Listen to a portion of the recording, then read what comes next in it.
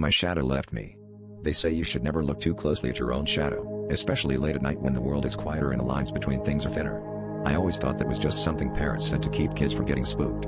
But last night, I watched my shadow twitch when I stood still in the bathroom, the overhead bulb buzzing. It didn't match my movement, my foot stayed rooted, but the shadow's heel lifted, just a hair, just enough for me to notice. I convinced myself it was a trick of the light and went to bed, but something kept gnawing at me. Around midnight, I woke up to a faint, slithering sound.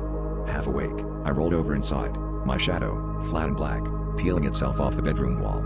It slid across the floor like spilled ink, pooling at the bottom of my door.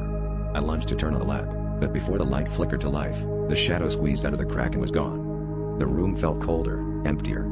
I stared at my hands, expecting to see the familiar dark outline on the sheets, but there was nothing. No shadow, just me. I spent the next day in a daze, avoiding mirrors and bright lights.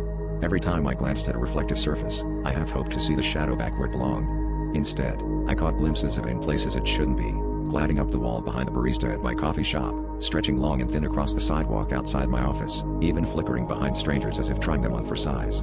Each time I blinked, it vanished, but I knew it was watching, waiting. Tonight, as I sit alone in my kitchen, I realize the truth. My shadow doesn't want me anymore.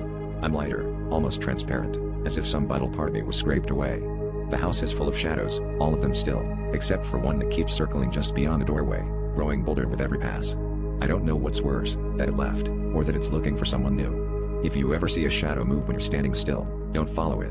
Don't let it in. Because once it leaves, you'll never feel whole again.